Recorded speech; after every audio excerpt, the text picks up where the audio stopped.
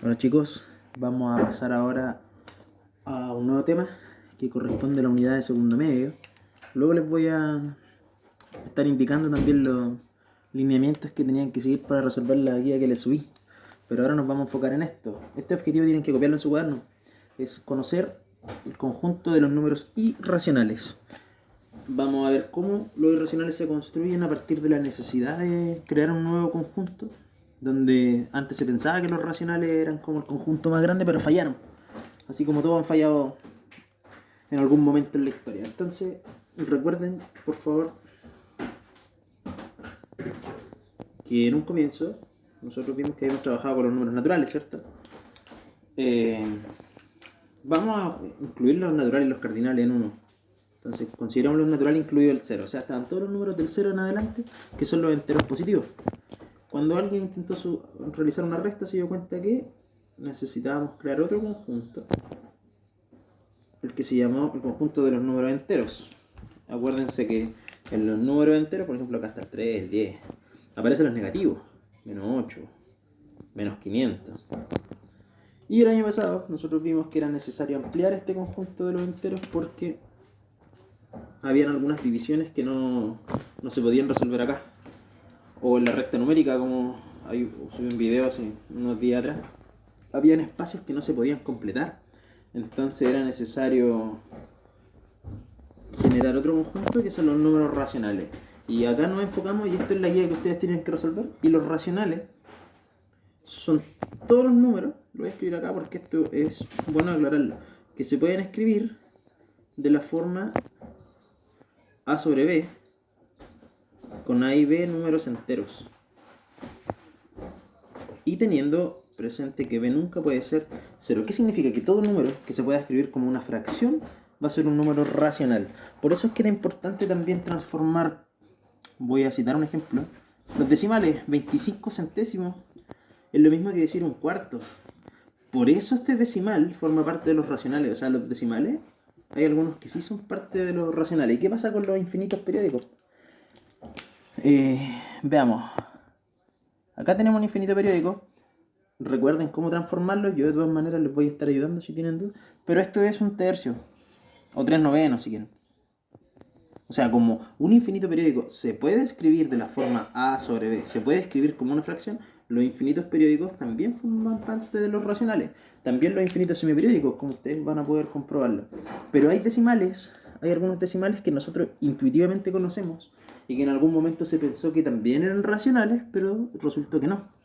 Resultó que no. Entonces vamos a ver cómo esos números que aparecieron de repente hicieron que toda la matemática que se había construido hasta acá, que este es un proceso de muchos años, fallara. Y hubo que tomar decisiones para poder seguir avanzando. Entonces, esto lo tienen que copiar en su cuaderno, por favor. Esta es la definición de los racionales. Y vamos a hablar un poquito sobre los números que no son racionales. Y ustedes conocen uno y lo hemos ocupado mucho. Pi es una constante geométrica cuyo valor aproximado es como 14, y muchos decimales más. Pero ¿quién nos asegura que esos decimales nunca tienen algún periodo? O sea, si es que no hay algún patrón que se repita, por ejemplo, 14, 15, 20, 14, 15, 20, 14, 15, 20. Han intentado buscar ese patrón durante mucho tiempo y, bueno, ahora con la tecnología se ha descubierto que no. Por lo tanto, pi no se puede escribir como una fracción. Hay fracciones que lo aproximan, 22 séptimos creo que una, pero no son el valor de pi. Entonces pi no era un número racional. Y no se podía confirmar que tampoco lo era. Un día, en una clase estuvieron trabajando con el cálculo de diagonales en un cuadrado. Un cuadrado de lado 1, por ejemplo. Y el profesor les preguntó cuál es la diagonal. Entonces los chicos, en esa clase, uno en particular, se dio cuenta que acá podemos aplicar el teorema de Pitágoras. O sea, cateto al cuadrado más cateto al cuadrado es igual a la hipotenusa al cuadrado. 1 más 1 es igual a la diagonal al cuadrado. 1 más 1 es 2. Y la pregunta que surgió es: ¿qué número al cuadrado me da como resultado 2? Se trató de buscar de muchas formas. Y a través de una demostración matemática, que no se las voy a mostrar ahora por un tema de complejidad, pero prometo que se las debo, se llegó a la conclusión matemática de que no existe un número racional que al cuadrado sea 2. Por lo tanto, la diagonal en este caso es la raíz de 2. Y este es un número que se llamó irracional. ¿Por qué irracional? Porque no es racional.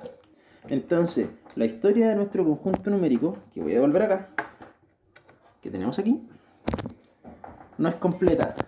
No es completa. Significa que separado de los racionales existe otro conjunto que algunos lo denominan con una Q y un asterisco o con una I de irracionales. Existe otro conjunto que son los irracionales. Voy a borrar acá un poquito porque vamos a ocupar el espacio. Y este conjunto es separado. No problema. ¿Cómo puede ser posible que en la matemática existan dos conjuntos que son separados? O sea, que no tienen relación. Estamos diciendo que existen dos matemáticas. Entonces, ¿cuál fue la solución? Vamos a crear un conjunto más grande que englobe a estos dos. Y este conjunto más grande recibe el nombre de los números reales. O sea, los números reales van a ser todos aquellos números que son racionales o irracionales. No pueden ser ambos a la vez. O sea, si un número es racional, no puede ser irracional. Y si un número es irracional, no puede ser racional.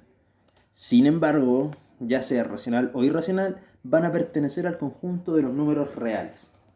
¿Sí? Entonces ese es el origen de los números irracionales. Acá tenemos raíces que no son exactas. Por ejemplo, raíz de 5. Pi, que ustedes ya conocen. Hay una constante que los invito a que la busquen, que es E. Pero hay raíces que no son irracionales. Por ejemplo, la raíz de 4. Porque la raíz de 4 es 2. Y 2 se puede escribir como 2 sobre 1. Y como se puede escribir como una fracción, entonces raíz de 4 es un número racional. Entonces, eso es más o menos la historia de los números irracionales, que era el objetivo de hoy. Y cómo todo esto nos deriva en un nuevo conjunto que tenemos que enfocarnos ahora, que son los números reales. ¿Sí? Entonces, esa es como la introducción a lo que se nos viene. Tenemos que aprender a trabajar con números irracionales, específicamente raíces. También vamos a ver más adelante, todavía no, logaritmos. Y se van a dar cuenta que en el fondo existen propiedades de los números racionales que se aplican a los irracionales y no es algo tan complejo ni no es nada del otro mundo.